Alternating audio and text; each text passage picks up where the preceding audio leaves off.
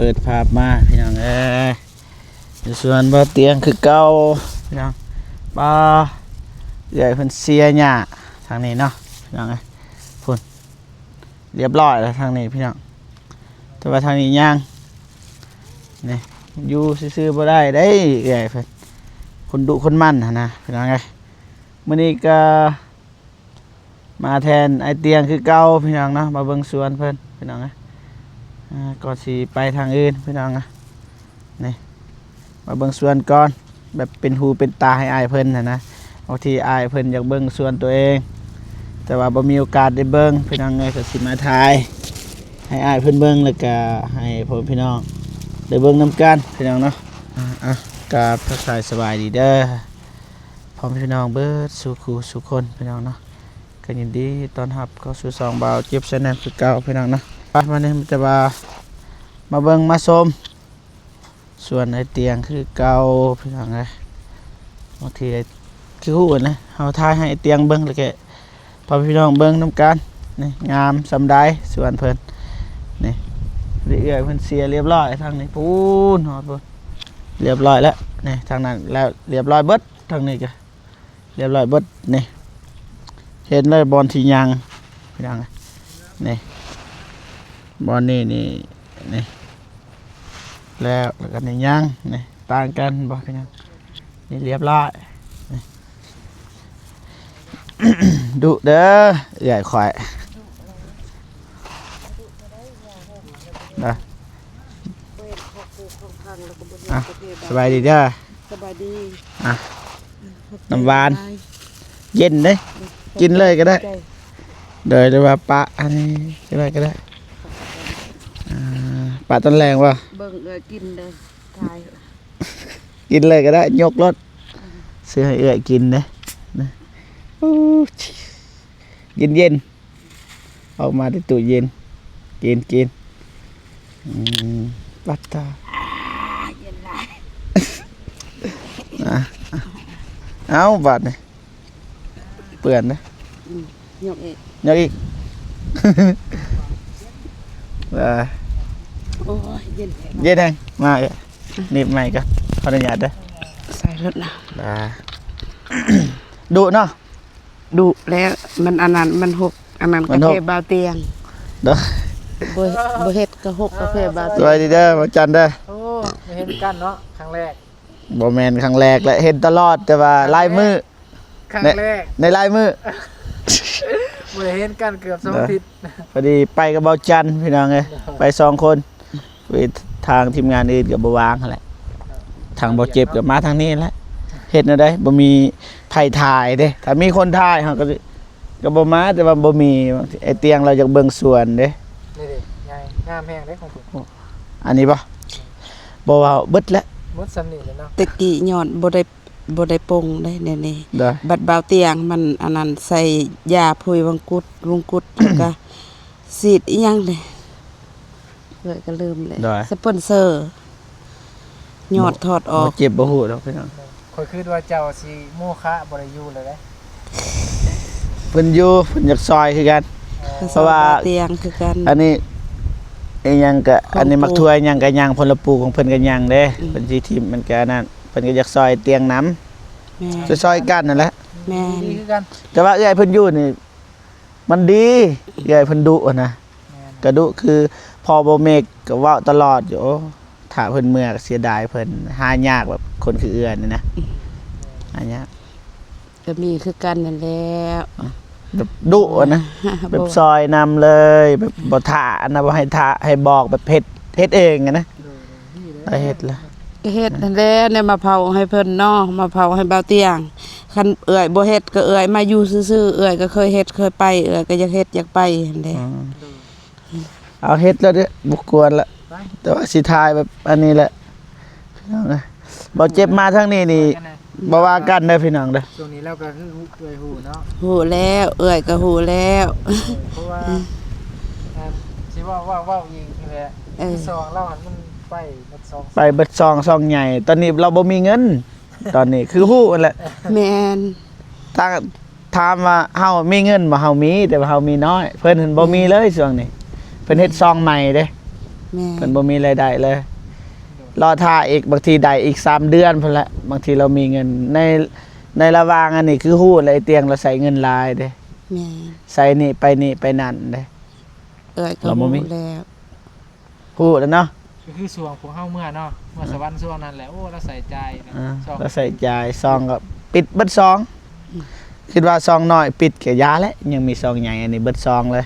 หากก็เฮ็ดใหม่เริ่ม1ใหม่เด้คือเฮาเริ่ม1ใหม่แต่ก่อนนะเอ้ย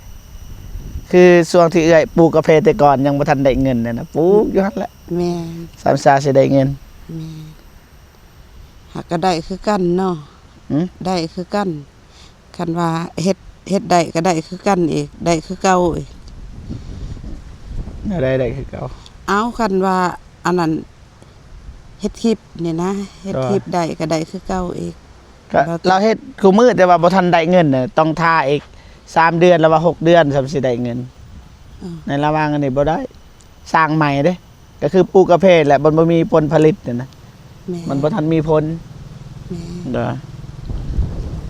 เราต้องท่า สร้างสิได้มากประมาณนี้ นั่นแหละยังว่าเสียดายโคตรเสียดายอีกอย่างซองใหญ่เราเฮ็ดมา6ปีแล้วก็ทิ่มไปเสียดายเนาะ เสียดายเลย อยู่หันบ่จักพอดีทางกด YouTube ก็คือให้ลบเด็กน้อยให้ลบแบบอันนั้นไอ้เตียงเราบ่อยากลบเพราะว่าเราเฮ็ดเราอยากเบิ่งในอนาคตต่อไป เป็นความทรงจำเราบ่อยากลบบาด แม่ เพราะว่าเราได้ซอยคนนี่เท่าไรบางทีเราอยากเบิ่งอนาคตเมื่อหน้าคันลบทิ่มก็บ่เห็นเลย แม่ เฮาก็บ่อยากลบบาดนี้ประมาณนั้นเลยเอ้ย เอ้าเฮ็ดนี่ กลัวรบกวนเอ้ยเพิ่นหลาย ลบก็ลบบ่เป็น บ่มะเขือ บ่ได้ขาย มันแต่นี่แหละให้เฮามื้อนั้นก็ ให้พี่น้องกิน เมื่อวาน ให้บ่เจ็บก็ให้มื้อนั้น เมื่อวานมื้อซื่นก็ให้ มะ พี่น้ เขือ อง นี่แหละทั่วดินโลกให้เบิดเอ้ยเพิ่นเฮ็ด ไอ้บ่ได้นี่เป็นแล้วบ่ เป็น ตอนนั้นหันเป็นแล้วหันตอนนั้น เบื้องนั้นบ่ ไปที่โลกตอนสุมเจ้า บ่ได้เอ้ยบ่เลย เริ่มเรียกจ้า โอ้ยจักหน่อยก็ได้เฮ็ดเวียกเบิ่งเอ่ยโลกตอนน้องนุ่งไป บ่ลกนะเอ้ยนี่เบาเจ็บนี่ยามได้ยามนั้นเด้อพี่น้องบ่ว่ากันเด้อนี่ ตอนสุมเจ้า นี่ ตอนน้องนุ่งมายาม นี่ ส่วนเบาเตียงแต่พอได้ตอนเอ่ยปลูกจากตอนน้องนุ่งเลย พูดสิได้ด้วย งามมาเลย ก็อย่าเอ่ยโรคทิมมันเหี่ยวหันแถวนั้นเอ่ยก็โรคบ่ไปเด้อหมูสิดยาใหม่ กรอบนอกนุ่มใน โอ้มะเขือต้นน้อยนี่มากินแล้วนี่กับมะเผ็ดกินกับข้าวนะ กินจักหน่อยเอ่ยเก็บตอก ระ น เพาะ บ่หนา เก็บมักทุดินน้ำ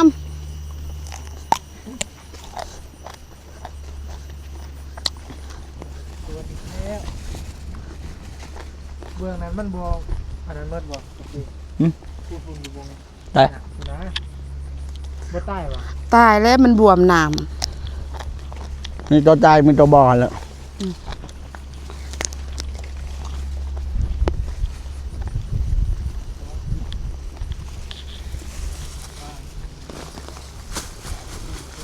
โตเลย ำนี่มักทุดิน โอ้ ใส่เลยใช่ไหมใส่บังเด้อใส่หูบเด้อ จะเอาไว้ขายบ่ดีบ่ เนาะ กินโดดนะเอ่ยกระปลูกเพื่อน้องนุ่งคิดว่าน้องนุ่งมาหันจากตอนมักพริกมักเขือก็คือกันมักพริกหันบ่มีเบี้ยเบาเตียงซื้อในมาให้เอ่ยกาพ่นตกเลยก็ พอ น้ำเปื้อน พอแล้วสำนันเอ้ยเพราะว่าเฮากินน้ำทางก็ซื้อพอแล้วพอแล้วพอแล้วพอแล้วพอนะเอ้ยนะเฮากินน้ำทางก็ซื้อ เป็นกินดิบ โตเอ้ยให้เมื่อนั้นเนี่ยกินตอนเมื่อแต่อันนั้นแหละปักเซเลยก็กินเลยกลางคืนอยู่ดึกเด้พอแล้ว พอก็พอ นี่ ดีบ่ กินดิบก็ได้ นี่เบาจันงามนะบอนใดที่เอื้อยเราปลูก นี่แห้งโลกตัวนี้โลกมักทุดินมาแล้ว มันเน่าใบนี่แห้งงาม เนาะ อืมมีพุ่นได้นี่ใบมักทุดิน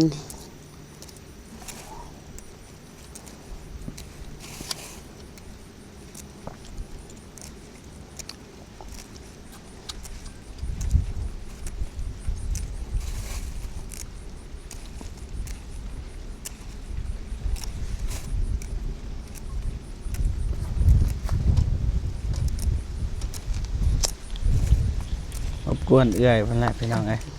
เอื้อยเพิ่นเสียหญ้าร บกวน ดีนะ บ่เป็นใด เอื้อยเพิ่นตั้งใจให้เฮ็ดแนวใด อยากให้น้องนุ่งหันแล้ว ซอยบ้างบ่จัน อย่าเปื้อนได้ เปลี่ยนกำลังแล้วเนาะ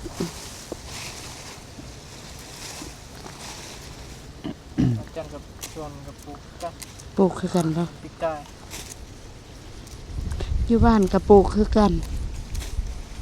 บัดเอ่ยมาอยู่นี่บ่มีไผเฮ็ดมีแต่ลูกกับลูกไผหันเขาบ่รอดดอกเขาเฮ็ดบ่มีเอื้อย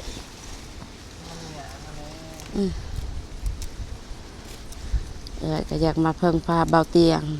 เลยมาเผาส อ๋อ วน คัน เบาเตียง หายแล้วมีรายได้อนาคตต่อหน้าให้หยังที่ซอยได้เพิ่นก็อยากให้เอื้อยและเป็นคนดูแล มันบ่มีไผแล้วคือพอบ่เมฆมากเว้าอันนี้บ่โอ้เสียดายถ้าบ่มีเอื้อยแล้ว อืมเอื้อยในคนเฮ็ดอยู่บ้านก็เฮ็ดอีหลีโลเฮ็ดบ่พักบ่เศร้ามีแต่กินข้าว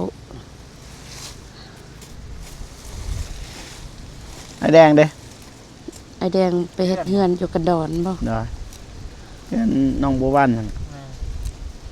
บ่เจ็บบ่ได้ไป เป็นบาใส่เอาติดลง เอาอีกบ่พอปั่น พ่อ กัน บ่นะ โอ้ปั่นกันกินนะ บ่แม่นปั่นกันนะเฮากินน้ำกันเลยเอ้อย ที่น้ำกันนี่แหละมันปั้นเดี๋ยว พอเลยเอ้อยพอแล้วกินบ่เบิดดอก ร้ายหรือว่า จนเต็มทงเลย ก็อยากตอนน้องนุ่งมาแล้วคือแบบเตียงมาเขาก็อยากตอน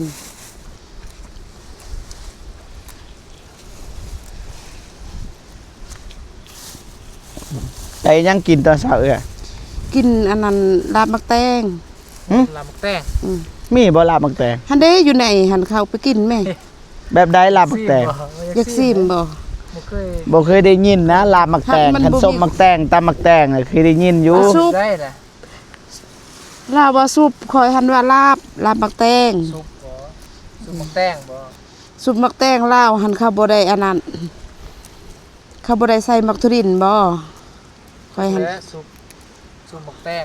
สุปผักนี่เคยสุปผักสุปมักแตงนี่ปะมันจะส้มตำหั่นแหละ คอยลาบมันลาบมักแตง โอ้ก็คือผักคือมักหุ่งกันบ่ ผัก ซอย ซอยเอา ซอยกับเปลือกมันบ่ปาดเปลือกออก จังได๋ก็ไปเบิ่งเลย เออ อืม ไปเบิ่งเอื้อยกินเนาะ ก่อนสิไปเบิ่งก็เลาะเบิ่งสวนก่อน มันจะสิเลาะได้ทางเป็นหันใดบ่ฉีดยาใหม่ ใช่ ทางนั้นบ่ให้เลาะบ่ ๆอ้าวนี่ทางนี้หันทางยาหกนี่ยังยาเขียวอยู่เข้าฉีดใหม่เด้นี่มีแต่ทางนี้เข้าฉีดเฮิงเลยทางยาตาย ตัวใด ฉีดใหม่บ่ โดย นี่เด้เพียงนี่ขึ้นเทิงฉีดใหม่ บ่บอนมีทั่วดินนี่ก็ซีดเบิดบ่ บ่แถวใดมีมักทุดินบ่ได้ฉีดแถวใดบ่มีมักทุดินฉีดหมด อ๋อคันสัตว์สิย่างแบบแถวใดมีทั่วดินนี่นะสิย่างสมพ่อทางนั้นบ่เห็นหญ้าเห็นบ่ เมื่อวา ฉีดเบิ น ด กับ พี่น้ มื้ อ อง นี้ นี่บ่เห็นหญ้า ตอนเช้า คน ผู้ใดมาสีให้ เบาใหม่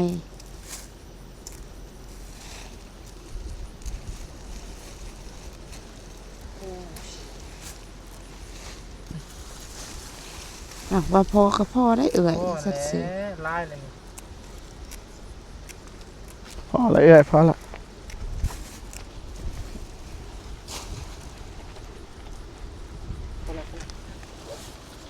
นี่ใจเอ่ยหันจากเฮ็ดแน่จังซี่หักแยนว่าบ่เตียงบ่มัก นั่นนี่บ่ นี่ อ๋อแบบนั้นแหละคัก เออ คันดุ นี่ บ่ฮู้ได้เฮาบ่ฮู้ได้เอ้อยเด้อ ก็ เฮาบ่ ย้าน คอ ย่านว่าเจ้าของหันบ่มักว่ามันอันนั้น เอากันมันมีโปรตีนแล้วกัน ก็มีพ่นแล้วนี่ แบบนั้นบ่โอ้อยากให้มันโฮมหากมัน ห่มหากแล้วมันหล่นใบมันเน่าอยู่นี่มันก็มีพุยคือกัน อ๋อเฮ็ดแบบนี้บ่ อืม อ๋อจังหวะเด้อ ยานว่าเจ้าของหันสิว่าอีหยัง บ่ว่าดอกเราก็เห็นความตั้งใจของเอื้อยอยู่เราฮู้อยู่เอื้อย ตั้งใจอยากเข็ดให้เพิ่นนั่นแหละ นั่นแหละกระตุก กระโพดสลีบ่มีหมดแหละตัวแก ได้แล้วบ่เป็นหยังตัวนี้นี่จะน้อยล้างก็กินไปขี่น้ำรถเนี่ยขอบใจหลายๆเด้อเด้อ ขอบใจคือกัน ได้ไปบัดนี้แต่ว่าให้เอื้อยจะพักพรก่อนก็ได้เด้อมันเที่ยงแล้วนะเอาสิเลาะไปเบิ่งกาแฟก่อนอย่างนี้นี่มาบ่จันทางนี้บ่จันนี่ ขอบคุณเด้อได้เลยล่ะ บ่โอ้เอื้อย ยอมน้ำเจ้าแล้วนี่พี่น้องเอ้ย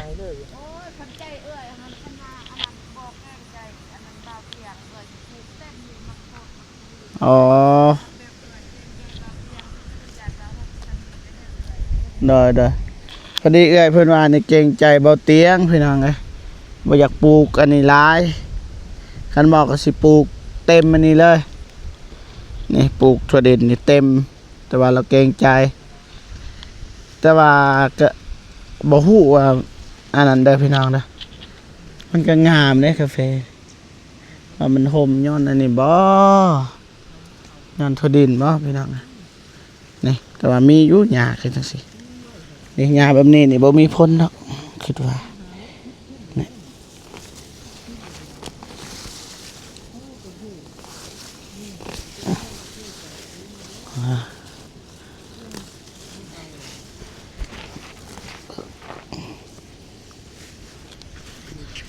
นี่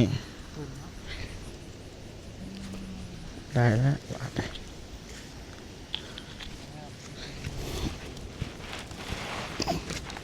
เอายาไอ้ใจนี่ออกพอ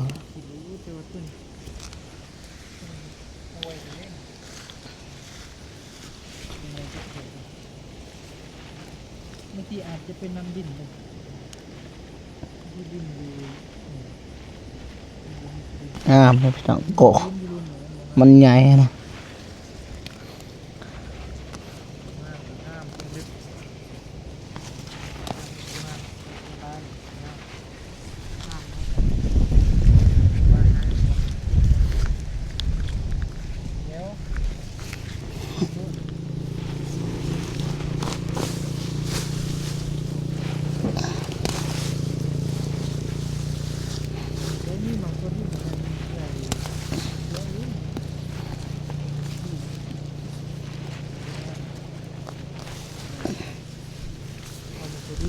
แบบว่าเอ้ยเพิ่นว่าให้ปะตัวอย่างมาลกกันแล้วก็มาปะบ่แต่ว่าก็ยาแล้วปะเอาบ่ฮู้เด้อเสียบ่ไก่กกนี่ล่ะนี่ได้แล้วซั่น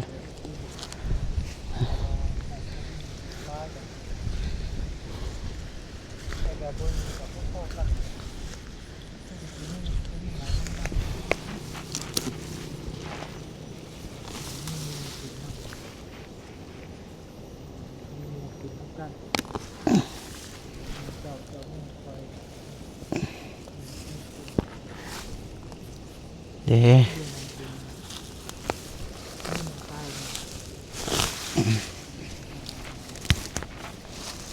นี่แปดมันเห็นบ่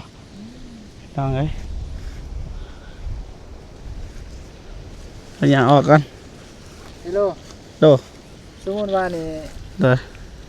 มาอยู่นี่ได้บ่ ได้ อยู่สวนพี่เอง เอ้ยเพิ่นก็ซอยเด้คันบอกเฮาก็ว่าเฮาสิมาอยู่แล้ว โอ้คันนี้ไอ้แดงบ่อยู่นี่มันมาอยู่ได้เนาะ นี่แต่ว่าคันไปอยู่แบบเอ้ยแดงก็อยู่เฮาก็อยู่มันบ่งาม เนาะอยู่นำกัน โอ้บ่ได้ติบ่ได้ แค่นี้มีเมียไอ้แดงสิมาเสียน นะ มีถั่วดินเพิ่นเด้ แม่น บ่ให้ซื้อ บ่มีทั่วดินแล้วก็เสียคันทันเราเฮ็ดเบิดนะ โอ้ นั่นแหละพอบ่เมกว่าแบบหายากอะคนแบบนี้มีไอ้แดงโอ้หญ้าหกบ่เห็นบ่บ่เห็นเลยกกาแฟ ห่วงแบบนั้นแหละ บ่ยากว่าเจ็บจัดการ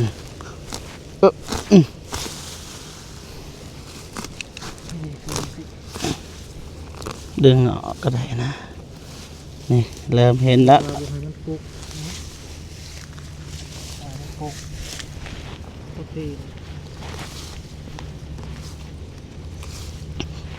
มันปุกง่ายแล้วมันจะบุกขึ้น นี่ นะปุก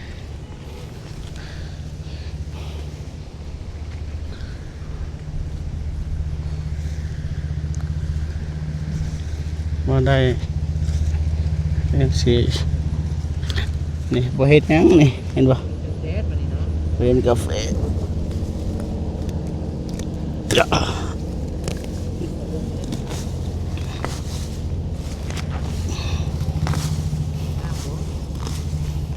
เด็ดเลย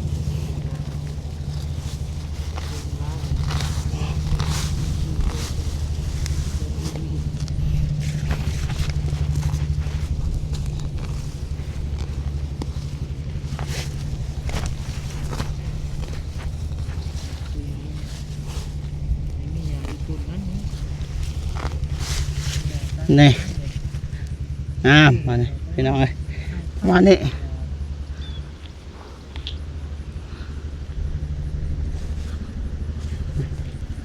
มาได้เฮ็ดหยังแล้วก็ออกเลยสิ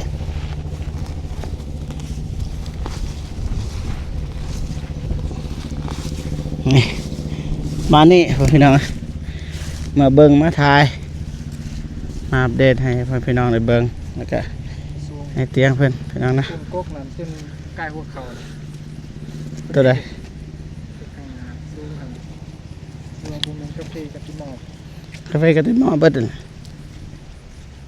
ตัวสูงก็สูงลำใหญ่ก็ใหญ่นะกองเฮามาสั้นได้พี่น้องได้อ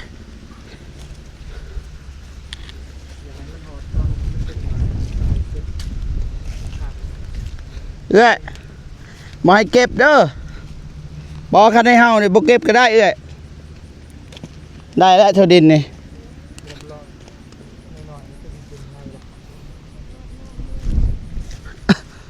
ฮะ คือว่าพี่เนาเบิดโอ้สิได้นะครัไปบพี่น้องเอ้ยขอโทษขออภัยหลายๆบ่เก็บได้คันให้เฮาบ่เก็บได้พอแล้วโอ้ ตอนจุ่มมุมเลยนี่ตอนเลยอยู่ บ่พอแล้วพอแล้ว ตอนคือใต้เนาะ ยันโอ้หลายเลย ที่ได้ดิ พอแล้วพอแล้ว บ่มีทงย่างใส่อีกคือกัน พอแล้วพอแล้วพอแล้ว ผมมีทงย่างเลยบอกให้มาจะเก็บ บ่ ใส่ มี พอแล้วนี่ใส่นี่นี่เต็มมันนี่ก็พอละ บ่มันดำ โอ้ยเนาะพอแล้วพอแล้วอืม ตอนน้องลงมานำมาย่างมาย่างก็จะก้อนแล้ว พอแล้วพอแล้วงามอยู่พี่น้องเอ้ยประมาณนี้พี่น้องเอ้ยเบิ่งสิลองไปแบบเป็นแถวกันพี่น้องเอ้ยนี่ก็จังซี่เด้อแถวนี้บ่เจ็บบ่เคยทายแล้วนี่นี่นี่พี่น้องเอ้ยเอ้ยนี่นี่งามอยู่พี่น้องเอ้ยนี่คือการเบิดนะตัวอย่างว่าเฮาเบิ่งทางนี้นี่มันก็พอปันกันเบิดนี่คือการเบิดนี่ต่องามเกินก็มีคือการเบิดนะพี่น้องเอ้ยตัวอย่างว่าเฮามาทางนี้ก็ป้าเขียวอุ้มทุ่มนี่ลมพัดได้อพี่น้องนี่ประมาณนี้ท่านนี้เพิ่นกับปลูกไฟคู่แต่ว่าเพิ่นลกเลยบางส่วนก็ได้ยังเหลือห่างๆอยู่พี่น้องโอ้อยู่นี่มีสองกกพี่น้องนี่มีสองกกมันเบียดกันนะนี่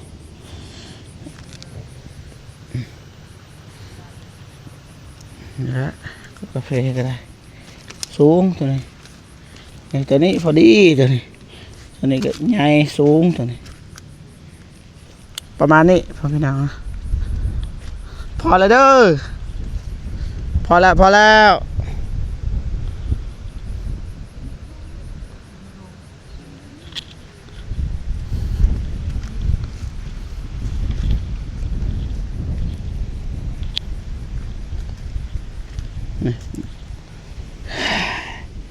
โอ้แบบงามันยาวได้พี่น้องนี่แขนมัน1 2 3 4 5ละน้อยแต่ว่าแขนยาว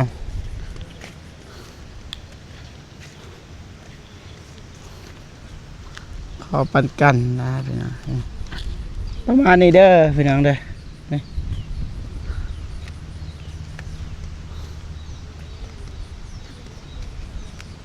คาเฟ่นี่ก็พอเบิ่งอยู่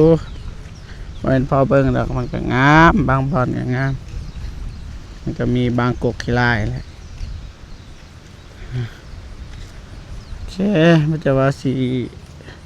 ท้ายแล้วก็อัปเดตกับประมาณนี้เด้อพ่อพี่น้องไปล้างอันนั้น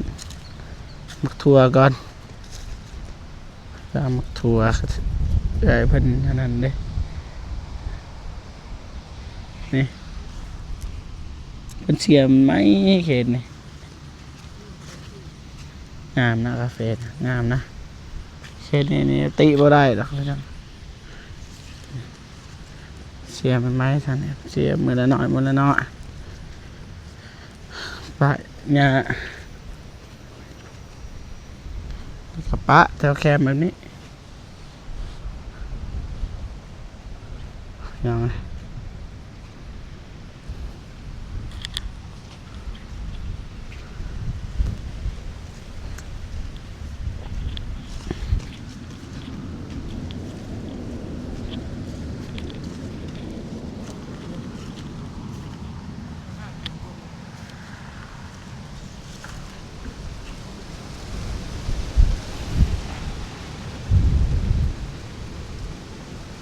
ซ้อน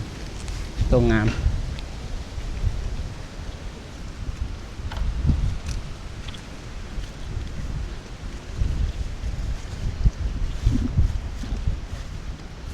ประมาณนี้พี่น้องเลยไปพี่น้องเขาเอื้อยเพิ่นให้เขาไปเบิ่งลาบมักแตงบ้าแบบใดลาบมักแตง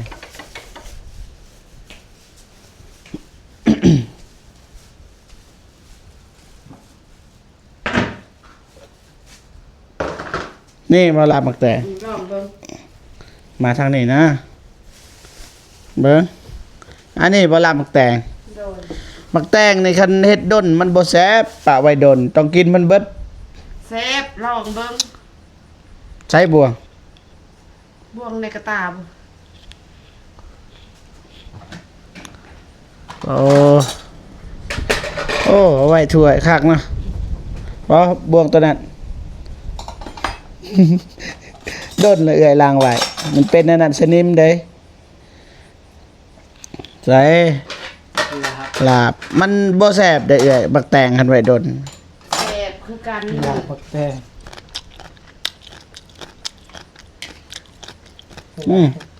คันมีเป็นครบแล้วก็มีปลาย่างใส่แล้วก็แซ่บ เผ็ดอ่ะ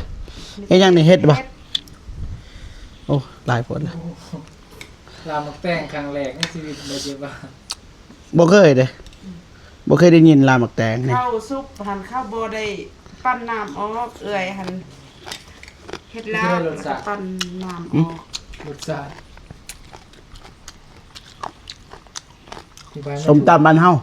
คือส้มตำแม่นซะ สิบมั้ง เบิ่งส้มต คักเลย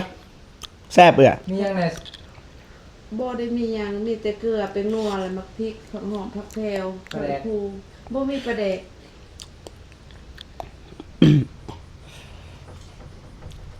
คักบ่